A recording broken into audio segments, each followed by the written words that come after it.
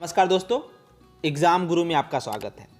दोस्तों, जैसा कि आप लोगों को पता है CCMT 2020 के फर्स्ट राउंड काउंसलिंग का रिजल्ट आ चुका है और रिजल्ट आने के बाद कई सारे स्टूडेंट के मन में बहुत सारे डाउट्स चल रहे हैं। तो दोस्तों, उसी डाउट्स को लेकर के मैं इस वीडियो में आया हूं। मैं आप लोगों से रिक्वेस्ट करना चाहूँगा कि प्लीज़ इस वीडियो को लास्ट तक देखें। आपके मन का हर एक डाउट इस वीडियो में सॉल्व करने की पूरी कोशिश करूँगा। तो दोस्तों, सबसे पहले मैं आपको बता दूं, आप अपना CCMT फर्स्ट राउंड का रिजल्ट CCMT के ऑफिशियल वेबसाइट पे जा करके आप लॉगिन करके आप चेक कर सकते हैं, जिसमें दोस्तों बहुत सारे स्टूडेंट को इस राउंड में सीट मिल गया होगा, बहुत सारे स्टूडेंट को सीट नहीं मिला होगा। तो सबसे पहले जिनको दोस्तों सीट मिल गया है उनको बहुत बहुत बधाई, और जिनको नहीं मिला है उनको भी कोई टेंशन की बात नहीं है। अभी आगे के 2 राउंड और स्पेशल राउंड बाकी है। भगवान करे आपको उस राउंड में आपको सीट मिल जाए। दोस्तों, मैं सबसे पहला और इम्पॉर्टेंट डाउट एक लेता हूं, उसके बाद दूसरे डाउट्स भी सॉल्व करने की मैं पूरी कोशिश करूंगा। विवेक कुमार सिंह जी कहते हैं कि सर, मेरा फर्स्ट राउंड में IIEST में हो गया है, बट मेरे से EWS सर्टिफिकेट मांग रहा है एंड मेरे पास EWS सर्टिफिकेट नहीं है। दोस्तों, ऐसे कैंडिडेट्स के लिए जिन्होंने अपना रजिस्ट्रेशन EWS सर्टिफिकेट के थ्रू किया है और उनके पास जब उनको सीट अलॉट हो गई है EWS कैटेगरी से और उनके पास EWS सर्टिफिकेट नहीं है, तो क्या करना होगा। दोस्तों, अगर आपको सीट अलॉट हो गया है तो सबसे पहले तो दोस्तों आपको सीट एक्सेप्टेंस फी 30,000 पेमेंट करना पड़ेगा। आप अगर 30,000 पेमेंट नहीं करते हैं तो आपको नेक्स्ट राउंड से पार्टिसिपेट आप नहीं कर सकते। अगर आप नेक्स्ट राउंड में पार्टिसिपेट करना चाहते हैं तो आपको सबसे पहले 30,000 ये सबमिट करना पड़ेगा सीट एक्सेप्टेंस फी, और आप अगले राउंड से एज अ OC कैटेगरी की तरह ट्रीट होंगे। मींस आपका EWS का लेवल हट जाएगा, आप अगले राउंड से OC कैटेगरी की तरह पार्टिसिपेट करेंगे सेकेंड राउंड में, थर्ड राउंड में, या फिर आगे के जो भी राउंड रहेंगे उसमें as a OC category treat होंगे और आपका जो सीट का अलॉटमेंट होगा वो एज अ OC कैटेगरी होगा। अगर आप 30,000 पेमेंट नहीं करते और आप चाहते हैं कि मैं अगले राउंड में पार्टिसिपेट कर लूं, तो ऐसा नहीं हो पाएगा, आपको 30,000 पेमेंट करना पड़ेगा।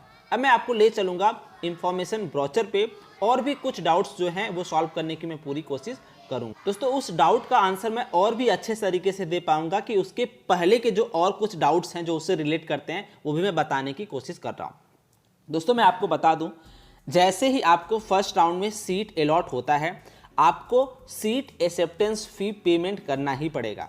अगर आप सीट एक्सेप्टेंस फी पेमेंट नहीं करते हैं और आप चाहते हैं नेक्स्ट राउंड में आप पार्टिसिपेट कर पाएँ, तो ऐसा नहीं होगा। हाँ, अगर आपको फर्स्ट राउंड में सीट अलॉट नहीं हुआ है तो आपको कोई सीट एक्सेप्टेंस फी पेमेंट करने की ज़रूरत नहीं है। आप अगले राउंड के लिए एलिजिबल हैं और आपकी काउंसलिंग अगले राउंड में होगी। लेकिन अगर आपको फर्स्ट राउंड में सीट अलॉट हुआ है तो आपको सीट एक्सेप्टेंस फी करनी पड़ेगी। उसके बाद अपना विलिंगनेस देना पड़ेगा कि आपको इस सीट को फ्रीज करना है या अगले राउंड में पार्टिसिपेट करने के लिए फ्लोट करना है या स्लाइड करना है। मैं 1 बाय 1 सब कुछ आपको बताने वाला हूं, आप बस वीडियो को ध्यान से लास्ट तक देखते रहिए। दोस्तों, आप अपनी स्क्रीन पे क्लियरली देख सकते हैं payment of seat acceptance fee. When a seat is allotted to candidate, he और she has to pay seat acceptance fee, उसको सीट एक्सेप्टेंस फी पेमेंट करना ही पड़ेगा। Only after payment of seat acceptance fee the candidate will be able to download provisional seat allotment letter, upload the document and submit willingness online. आप यहाँ पे clearly देख सकते हैं कि अगर आप जब सीट एक्सेप्टेंस फी पेमेंट करेंगे तभी आपको प्रोविजनल सीट अलॉटमेंट लेटर मिलेगा, उसके बाद ही आप अपने डॉक्यूमेंट सबमिट कर सकते हैं और अपना विलिंगनेस देख सकते हैं। उसके बाद दोस्तों, आप जैसा कि यहाँ पे क्लियरली देख सकते हैं, जैसे ही आप सीट एक्सेप्टेंस फी पेमेंट करेंगे आपको प्रोविजनल अलॉटमेंट लेटर मिलेगा। उसके बाद आपको सारे जो डॉक्यूमेंट्स हैं वो अपलोड करने पड़ेंगे 1 बाय 1 जो एनेक्सर 3 में दिया गया है। फिर उसके बाद जैसे ही आप डॉक्यूमेंट सबमिट करेंगे, आपको जो भी अलॉटेड इंस्टीट्यूट जो भी ऑनलाइन वो आपसे वार्तालाप करते रहेंगे, जो भी क्वेरीज आएंगे वो आपसे सॉल्व करवाते रहेंगे, आपको 1 बाय 1 उनके आंसर्स भी देने पड़ेंगे। उसके बाद आपसे पूछा जाएगा कि आप अपना विलिंगनेस क्या देना चाहते हैं, मतलब जो आपको सीट मिला है उसी को रखना चाहते हैं या जो आपके चॉइस है उसके ऊपर वाले चॉइसेस पे आप जाना चाहते हैं। तो सबसे पहले आपसे पूछा जाएगा ऑनलाइन जब सबमिट करेंगे विलिंगनेस, तो फ्लोट पूछा जाएगा। फ्लोट के केस में दोस्तों क्या होता है कि आपको जो इंस्टीट्यूट मिला है उसके ऊपर के चॉइस अगर आप चाहते हैं, आप नो डाउट जब चॉइस फिल किए होंगे तो प्रियोरिटी दिए होंगे, तो अभी जो कॉलेज मिला है उसके ऊपर के जो टॉप प्रियोरिटीज़ हैं उसमें जाना चाहते हैं, तो most of the student float select करते हैं कि if they wish to consider in the next round for all better preferences choices, better के लिए जाना चाहते हैं। और स्लाइड क्या होता है दोस्तों, with in the institute, means अगर जैसे एग्जाम्पल के तौर पे आपको NIT कुरुक्षेत्र मिल गया और आपने NIT कुरुक्षेत्र में कुछ और भी ब्रांचेज चूज किए हैं, जैसे आप समझ लीजिए कि आपने पहले नंबर पे भर दिया है कम्युनिकेशन, दूसरे नंबर पे VLSI, तीसरे नंबर पे नैनो टेक्नोलॉजी, ठीक है।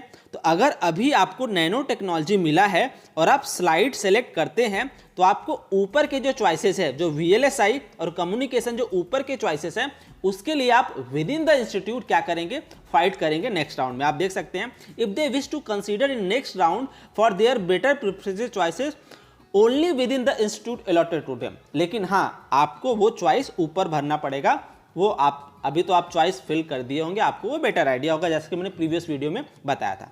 और फ्रीज के लिए दोस्तों, आप अगर जो आपको कॉलेज मिला है आप उसी पे रहना चाहते हैं, उसी को फ्रीज करना चाहते हैं, तो उस केस में आपसे जो विलिंगनेस है आपको फ्रीज सेलेक्ट करना पड़ेगा। अब दोस्तों आप यहाँ पे क्लियरली देख सकते हैं कि the document verification will be done by the verifying officer of the respective allotted institute only in the online mode, सिर्फ और सिर्फ ऑनलाइन मोड में होगा। और आप यहाँ पे ये भी देख सकते हैं कि the candidate will be compulsorily required to submit his clarification document if अगर कोई उनको क्वेरी आती है तो उनको क्लैरिफिकेशन डॉक्यूमेंट सबमिट करना ही पड़ेगा, मे बी वो लिख के जैसा भी होगा वो आपसे बात करेंगे। अगर आप ऐसा नहीं करते हैं, उनको कोई डाउट्स आता है उसको सॉल्व करने की कोशिश नहीं करते हैं, तो आपका जो आप नेक्स्ट राउंड से पार्टिसिपेट नहीं कर पाएंगे। आप यहाँ पे क्लियरली देख सकते हैं नॉट रिपोर्टेड, अगर आप कुछ उसमें क्वेरी सॉल्व नहीं करते हैं तो आप as a not reported candidate treat होंगे। हेंस हर और his seat will be cancelled and will not be considered for seat allotment in subsequent round. In case the seat is cancelled in regular round the candidate may participate in special round. अगर आपका seat regular round में cancel हो जाता है तो आप फिर से सेकेंड या थर्ड राउंड में पार्टिसिपेट नहीं कर पाएंगे, आप सीधे स्पेशल राउंड में पार्टिसिपेट कर सकते हैं। अब दोस्तों आप यहां पे देख सकते हैं updation of candidate data, cancellation of seat during document verification. अब जैसा कि दोस्तों मैंने वो क्वेश्चन लिया था कि आपका सिलेक्शन EWS या PWD कोटा में हुआ है लेकिन आपके पास वो सर्टिफिकेट नहीं है, तो आप क्या कर सकते हैं। आप यहाँ पे दोस्तों क्लियरली देख सकते हैं during document verification if the personal data submitted by the candidate during online registration is found to be false his her seat allotment is liable to be cancelled. कोई डेटा फॉल्स भरा है तब, लेकिन अगर आपने if a candidate fails to produce valid category और PWD certificate, अगर आपके पास वैलिड कैटेगरी या फिर PWD सर्टिफिकेट नहीं है, her his allotment will stand cancelled in this presently allotted seat was based on his her claimed category. जो आपका presently जो आपको सीट मिला है सिर्फ वो कैंसिल होगा अगर आप PWD या फिर अपना जो कैटेगरी सर्टिफिकेट प्रेजेंट नहीं कर पाते हैं तो। However in such case if still eligible after updation of the category he may be considered for allotment in subsequent round as per her his updated category। जैसा कि अगर आप अभी प्रेजेंट में वो कैटेगरी सर्टिफिकेट सबमिट नहीं कर पाते तो आप नेक्स्ट राउंड से OC कैटेगरी की तरह ट्रीट होंगे और आप अगले राउंड में आपका सीट अलॉटमेंट जो है OC कैटेगरी की तरह होगा। अभी जो आपको सीट मिला हुआ है वो कैंसिल हो जाएगा। अब आप दोस्तों यहाँ पे क्लियरली देख सकते हैं कि अगर आपने EWS भरा है तो अगले राउंड से आप जनरल कैटेगरी की तरह ट्रीट होंगे। OBC भरा है और आपने सर्टिफिकेट नहीं दिया है तो आप जनरल की तरह ट्रीट होंगे। मीन्स आप यहाँ पे देख सकते हैं अगर आप प्रेजेंटली ये कैटेगरी आपने सेलेक्ट किया है और आपका अलॉटमेंट इस कैटेगरी में हुआ है और आप सर्टिफिकेट प्रेजेंट नहीं कर पाते document verification, online document verification के टाइम, तो आप नेक्स्ट राउंड में इन कैटेगरीज की तरह ट्रीट करेंगे, रिस्पेक्टिव कैटेगरी की तरह ट्रीट होंगे और आपका सीट अलॉटमेंट नेक्स्ट राउंड में इस तरह की से होगा। मीन्स आप देख सकते हैं अगर आप SC कैटेगरी में आपने फॉर्म भरा है और आपने सर्टिफिकेट प्रेजेंट नहीं कर पाया एससी कैटेगरी का, तो आप अगले राउंड से जनरल कैटेगरी की तरफ ट्रीट होंगे। सेम मैनर में जनरल पीडब्ल्यूडी हैं और आप सर्टिफिकेट पीडब्ल्यूडी का नहीं दे पाते हैं, तो आप नेक्स्ट राउंड से जनरल कैटेगरी की तरह ट्रीट होंगे। तो मैं आशा करता हूं कि अभी तक के जो डाउट्स होंगे आपके क्लियर हो रहे होंगे। और प्लीज़ दोस्तों इस वीडियो को लाइक ज़रूर कर दीजिए, और ऐसे ही सीसीएमटी से रिलेटेड कोई भी डाउट का सॉल्यूशन पाने के लिए आप मेरे चैनल को सब्सक्राइब जरूर कर दीजिएगा, क्योंकि मैं थोड़ा लेट लेकिन ज़रूर वीडियो आप लोगों के इंफॉर्मेशन के लिए ज़रूर डालूंगा। अब यहाँ पे आप ये भी देख सकते हैं, following category conversion of the candidate is not permitted. अगर आप चाहते हैं कि आप जनरल हैं और आप जनरल से ईडब्ल्यूएस या ओबीसी में जाना चाहते हैं, तो ऐसा नहीं हो पाएगा। मतलब कहने का ये कि अगर आपने रजिस्ट्रेशन इस कैटेगरी में किया है और आप चाहते हैं कि आप रिस्पेक्टिव अगले राउंड से इस कैटेगरी की तरह ट्रीट होंगे, ऐसा नहीं हो सकता। ठीक है, जो ऊपर वाला मैंने बताया वैसा ही हो पाएगा।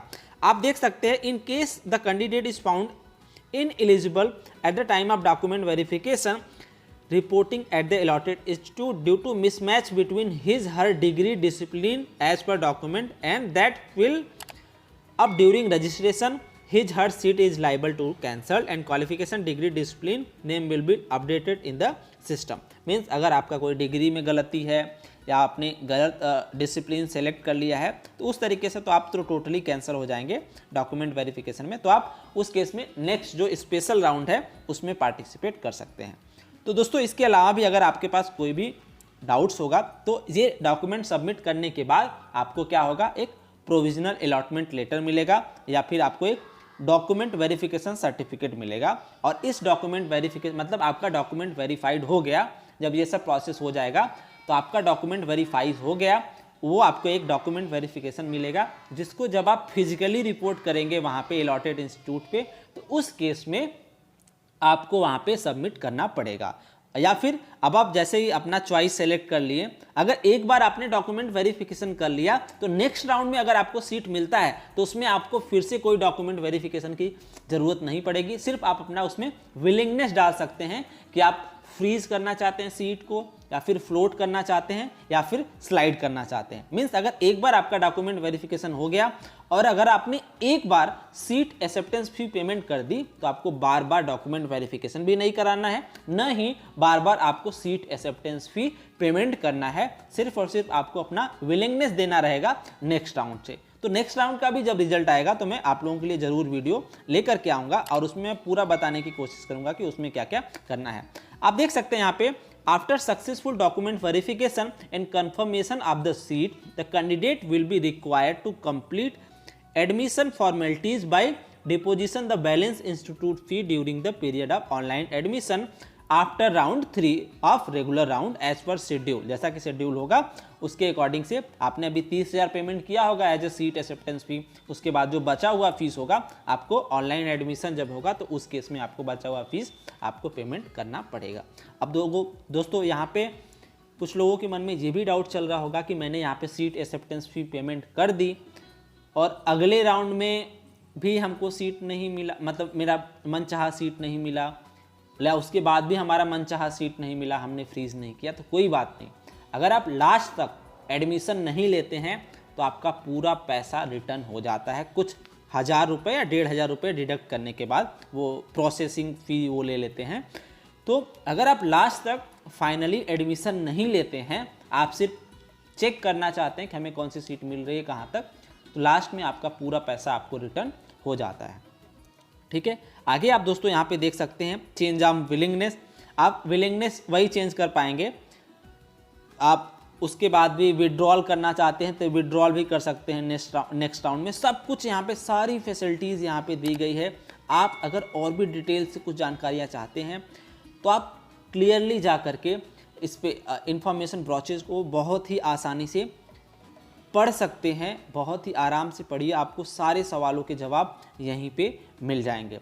तो दोस्तों जैसा कि मैंने आपको बताया, आपको जैसे ही प्रोविजनल अलॉटमेंट लेटर पाना है तो आपको पहले फ़ीस पेमेंट करना पड़ेगा, उसके बाद ही आप अपना डॉक्यूमेंट सबमिट कर पाएंगे, अपना विलिंगनेस सेलेक्ट कर पाएंगे, प्रोविजनल अलॉटमेंट लेटर डाउनलोड कर पाएंगे, उसके बाद ही आप नेक्स्ट राउंड में पार्टिसिपेट कर पाएंगे।